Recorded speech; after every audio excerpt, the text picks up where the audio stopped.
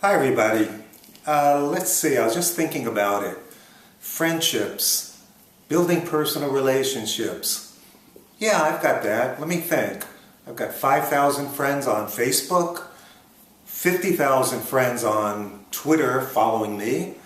I think I've got over 1 million followers on Instagram. Wow, I must be an expert on interpersonal relationships. Well, maybe I am and maybe I'm not. Hello again everybody, Doc Horowitz to introduce you to our ongoing work in the area we now call emotional intelligence, a term that's not been around very long, but it has tremendous implications for all of the work we do in communication, cultural relationships, leadership skills, and maximizing ourselves and employee productivity. So let's see what this one is all about.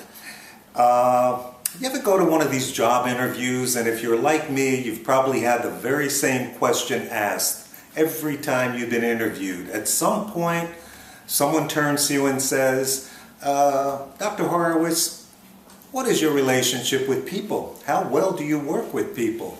And if you're like me again, chances are you respond with something like, oh, I'm very good at that. I'm a people person, or I work very well with my colleagues, and so forth. And somewhere in the back of your mind, you're really questioning whether or not you even understand what it means to be a people person and whether or not you're actually effective at working well with individuals. For purposes of our course, we're going to consider somewhat of a working definition to revolve around the idea that we're going to be looking at people up close and personal, face-to-face, live if you will, although we'll get back to that original attention getter about 50,000 friends and whether or not that's actually a viable way to evaluate whether or not we're effective in our interpersonal relationship building. By now, most of you have had an opportunity to take a look at your assessment from our Emotional Intelligence 2.0 textbook and get some numbers on one of the 4 areas that comprise this area called emotional intelligence, and that is self-awareness. Now, you know, from the earliest time I can remember, I've always known that I was highly self-aware. Now, what did that mean to me personally? Well, as a kid growing up in the South Bronx, raised in a family with 2 older sisters and mom and dad, I was literally catered to.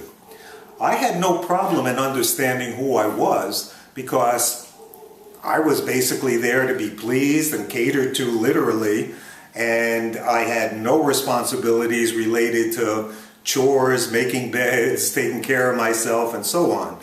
And while that may sound somewhat appetizing, speaking of catering, it wasn't very effective in the long run.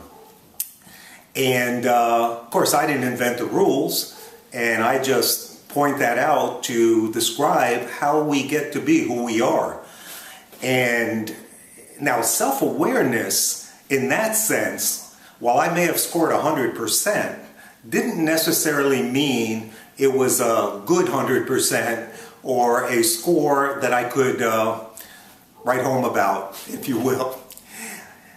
And that's because if you are very aware of who you are, but who you are and what you value and what you believe tends to be, let's call it narcissistic. That seems to be what it is closest related to. Doesn't lead to very much desire to go find out about somebody else. You know who you are because you're an expert at knowing what pleases you, what makes you angry, what pushes your buttons, and so forth. And that isn't exactly a recipe for going out and seeking to understand and accommodate other people who may be different, in fact, from yourself. So I bring that up just to highlight the fact that while you're receiving these scores from your appraisals, in some cases, you don't go beyond the score enough, and in other cases, you may take it too far, as I just did. So score in and of itself only has value if you're able to analyze it and evaluate it as to whether or not what you know about yourself and your emotional makeup is helpful in making you an effective communicator. So we're going to take the same approach throughout our course in examining each of these 4 areas that comprise emotional intelligence. And again, just to repeat them, we have self-awareness, self-management, in other words, how we manage the emotions that get triggered in our interpersonal relationships, social awareness, where we will look out beyond ourselves if we're not too narcissistic, and getting to know other people, and then managing all these aspects which complete the 4 phases of emotional intelligence. Now, in addition to the work that you're doing within the textbook and the strategies provided for you to not only help analyze what your strengths and perhaps weaknesses are in these 4 areas, but the recommended strategies for improving upon them is the only way I know to get better at doing anything. As with any skill, it must be understood, number 1. Then it must be practiced and reinforced. And when that's completed, you then have a new set of skills, maybe created a combination of skills that now become your strategy of choice, the behavior of choice. And this is the true method for changing, particularly in this area of emotional intelligence and relationship building. This is not something you do intellectually. So in a sense, this is not for the faint of heart, but this is also not a hardcore psychotherapy, drama-driven, emotional journey as to each and every conflict you experienced, a la Sigmund Freud and so forth. That is truly beyond the scope of the work that we will do. But the work we will do does allow us to look more closely at ourselves within our comfort zone, pick up on certain patterns that may be new to us, new to our awareness, take a look at them, analyze them, evaluate them, and decide if and when which of these might need modifying. And luckily, some of these strategies are provided for us to do that. But in addition, I'll offer all of you unique strategies that I've come to experience or create, which have helped me along the way to modify my own set of behaviors and my own way that I look at myself and others, and try to nurture more genuine relationships. In our first module, this one titled Self-Awareness, I've given you a little picture into my world and kind of how I got to be me. I will be offering you one special activity that I have used, and it's titled How You Got to Be You. And it allows you to reflect upon the forces and factors that apply to you, particularly as a young person, in shaping your values, your beliefs, your biases, and so forth. And you'll have a chance to do that and combine that insight with your emotional intelligence strategies as well. So this should produce a very powerful combination of tools for you to peer into a deeper you, and within the comfort zone of your own work,